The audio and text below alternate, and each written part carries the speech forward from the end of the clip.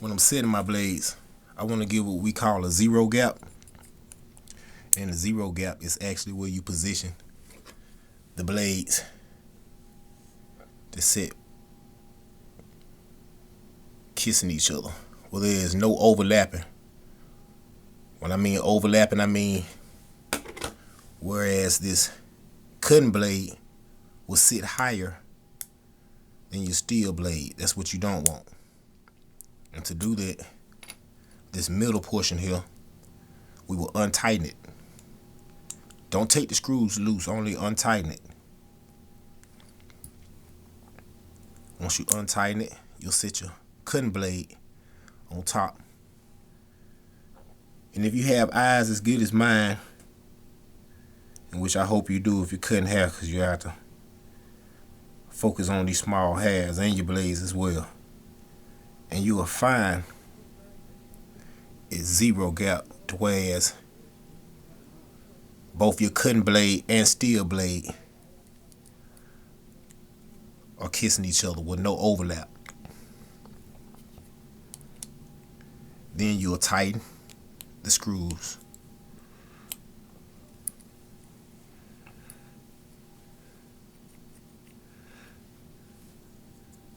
Now your blades are set at a zero gap with no overlap.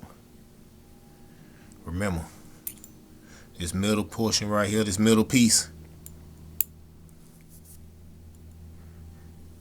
this is the piece in which your cutting blade sits on and finds its position. So you want to focus on this portion of the blade when setting your blades at a zero gap. It's all about this piece right here, this middle portion. Now that those are set, we'll get to talking about this tuning here.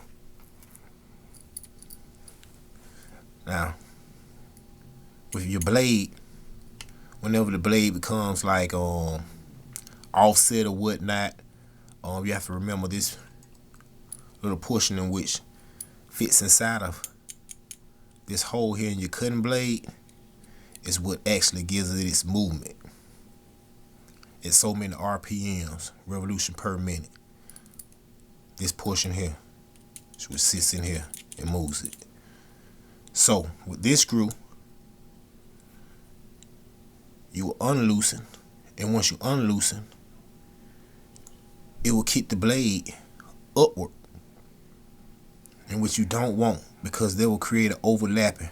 So you want to keep it tight to whereas it pushes the cutting blade downward instead from tightening it. It's a spring. When screwing downward, it tightens. Upward, it loosens, and it pushes the blade, the cutting blade, upward.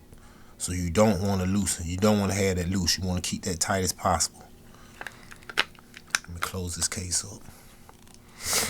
Set these blades on in.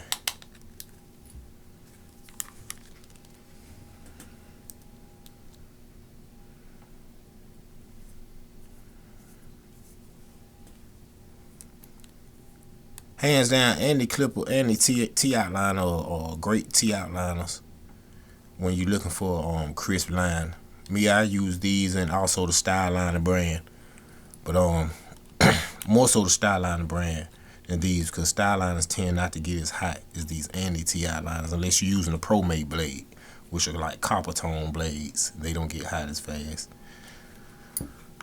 But with these blades, you have to also remember it's more than just setting it to get that crisp line that you're looking for. You have to also cleanse the skin area of any oils and greases or whatnot.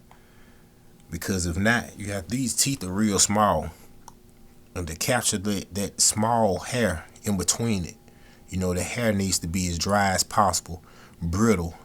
You know, it's like wood, cutting wet wood with a sharp axe. You know, you dull your axe very fast, because and you won't get a clean cut.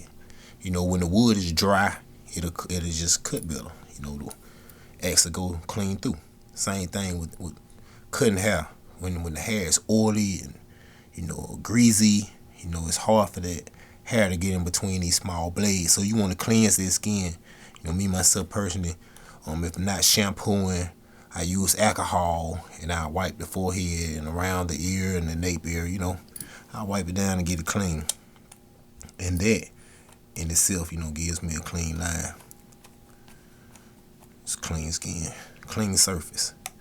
Alright, now we're tightening up this bottom screw, you know, which will tighten the casing up.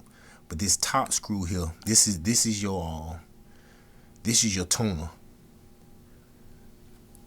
That little nut I showed you on the inside, that is what this screw is actually tightening inside of.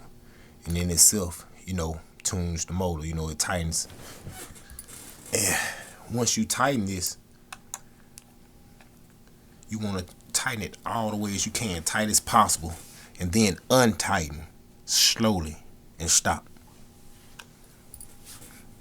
I'm gonna plug these babies up. We're gonna see what we got going so far.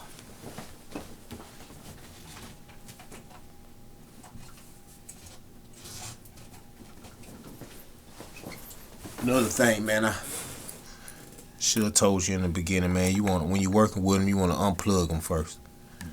You want to unplug them first. And there we go. And that's how I like to hear them. That's how I like to hear them. Remember, we'll tighten. You hear that? And we'll untighten. And now we don't hear it no more. Now the power is at its best. It's at its finest. It's tuned. And to test my blade before I place it on any client's hair, anything, my hands, man, they hairy, and that's a blessing to me because, you know, I'm a barber. Now check this out. This is how I test my blade. And I can find out what end is sharper than the other. You know, which I'm seeing at the middle is the sharpest right now. But it has a smooth cut to it. The face can handle it. A little boy's head can handle it. You know, this tender area of my hand, I'm able to tell how it would feel on the client's face or forehead area. And that way I don't nick them and cut them, and, you know, my clipper's not too sharp for them.